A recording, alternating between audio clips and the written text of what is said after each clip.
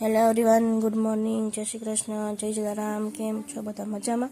તો જો lunch box માટે બનાવી દીધી છે આપણે ભાખરી, એટલે અથાણું, ભાખરી અને ખલેલા લઈ જશે. અને અત્યારે નાસ્તામાં બેને ખાધો છે ચેવડો, અને ત્રીશભાઈએ નાસ્તો નથી કર્યો.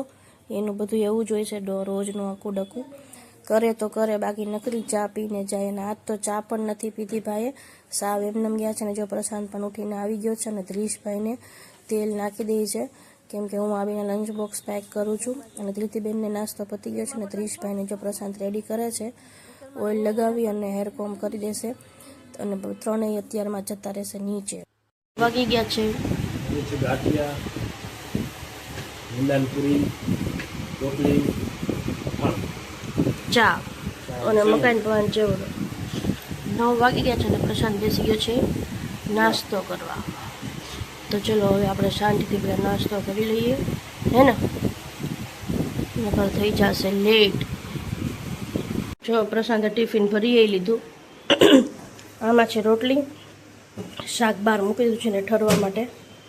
આ છે છાશ, ભૂંગળા અને ચવાણું. ભરાઈ ગયું ટિફિન. આપણે નાસ્તો કરતા હતા ત્યાં પ્રશાંતે ટિફિન ભરી દીધું છે. અને આ છે આપણું રીંગણા બટેકાનું શાક. પ્રશાંતે એનું ભરી લીધું છે. અને આ છે છોકરાઓનું શાક. 11:15 અને ધીરેશભાઈ બસ હવે ટૂંક સમયમાં આવશે જ. તો હવે ભાઈ ટ્યુશનમાં જવા માંડ્યા છે, એટલે ફ્રી નથી થતા. તો એ આવે પહેલાં આપણે રીલ શૂટ કરી દીધી છે. જો હું તમને બતાવી દઉં મારું આઉટફિટ, કેમ કે પછી આજે ભાઈને માંડ ટીવી જોવાનો ટાઈમ મળશે, એટલે એ આવે ત્યાં સુધીમાં આપણે રીલ શૂટનું કામ પતાવી દીધું છે. અને જો આપણે આ શરૂ કરી હતી કપૂરની ગોટી. ચોમાસું છે ને એટલે આની સ્મેલ ગમે, એટલે સ્મેલ આવે ઘરમાં. મને એમ હતું તે દિવસે કે બળી ગયું છે, પણ બળ્યું નથી. બંધ કરી દો. અને જો હું તમને મારું આઉટફિટ બતાવી દઉં, પ્યોર કોટનમાં છે, અને એ પણ અંડર 300. અને આખી પેર છે કુર્તી અને પેન્ટની. જો બતાવું, આવી રીતે પેર આવશે. અહીંયા નેકમાં વર્ક આવે છે.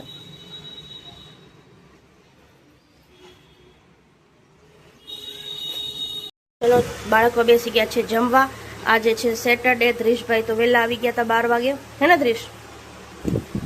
અને જમવામાં છે આજે રીંગણા બટેટાનું શાક, રોટલી અને છાશ. શાક એમ આટલું કરી લીધું? વધી પડે છે એટલે. પણ આટલું તો ન થાય ને બેટા. ધ્રીશભાઈ ક્યાં લઈ ગયું તમને બતાવો. જો ભાઈ આજે લગાડીને આવ્યા છે સ્કેટિંગ. શું લાગ્યું બેટા? સ્કેટિંગનો સ્ક્રૂ.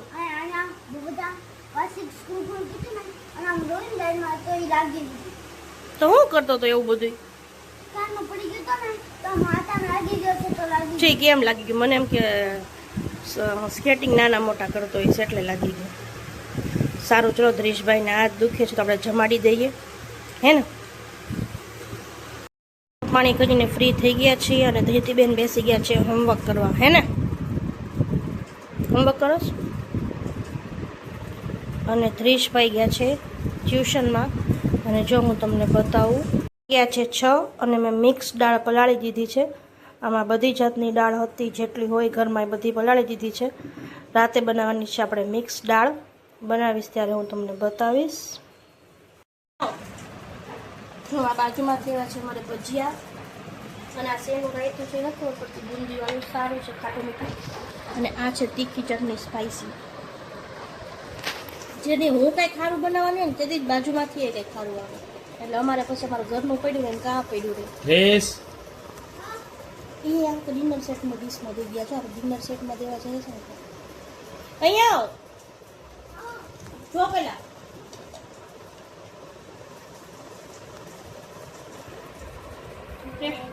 ટેસ્ટ કરો. ભૂજી મસ્તી માં ચટણી છે, મસ્ત મીઠી.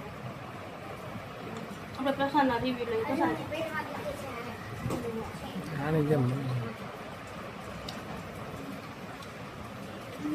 તારું મોટું તો બધા. અરે હું નહીં રાખો હે. તારો વિડિયો બસ ઘણો.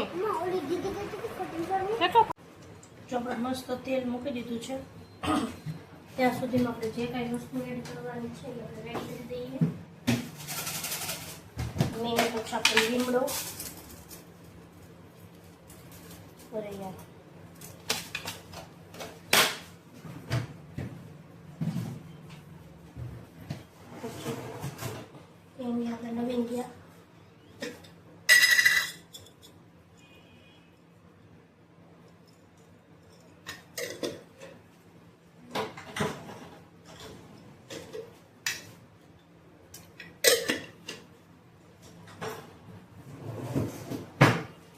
રાઈ નાખી દઈશું. ગેસ કરી દઈએ પાસ.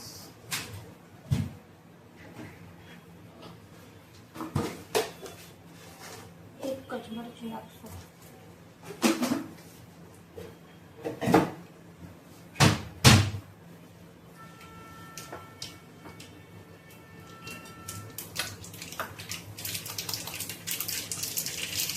તો રાઈ પકડી ગઈ છે.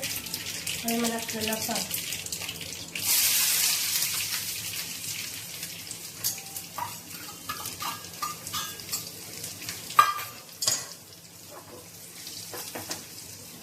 સેજ ગોલ્ડન બ્રાઉન થવા દઈશું. પછી આપણે જે કાઢ્યા છે લવિંગ, તજ, લીમડો અને લાલ સૂકર મરચું.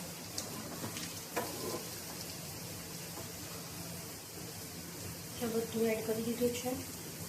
હવે નાખશું હિંગ. હળદ બાફવામાં નાખી હતી એટલે થોડીક જ નાખશું. અને ચટણી નાખશું જાજી, કેમ કે આવી વસ્તુ તો તીખી જ ભાવે. અને આપણે જો આટલી બધી દાળ ભરાવી લીધી બાફીથી અને બાજુમાંથી ભજી આવ્યા એટલે હવે બહુ ભૂખ નથી એટલે જોતા પૂરતી જ બાફશું.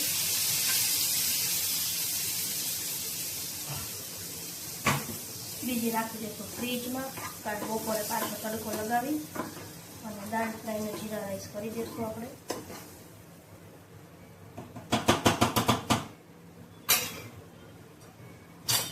થોડુંક એડ કરી દઈએ ધાણા જીરું.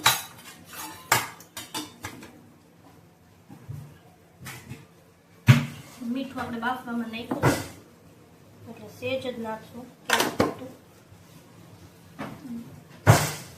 થોડુંક એડ કરી દઈએ પાણી. મસ્ત એક રસ મસાલો બધો ભરી જાય,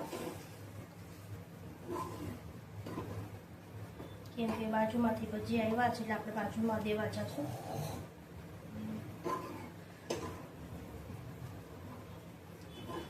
મસ્ત થોડી ઉકળી જાય એ ઢોરાણી.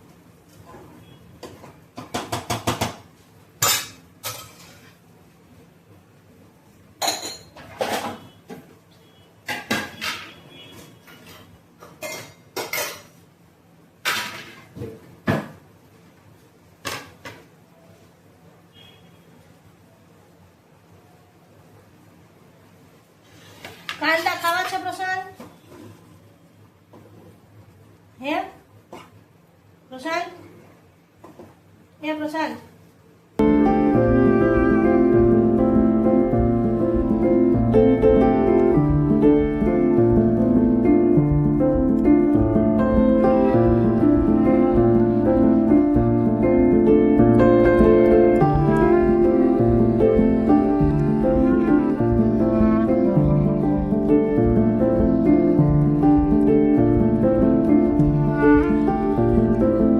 ચલો જો બેસી ગયા છીએ જમવા. આપણા જમવામાં છે મિક્સ દાળ રોટલી અને બાજુમાંથી એવા હતા દાલવડા. કેવી લાગી દાળ તને બેન?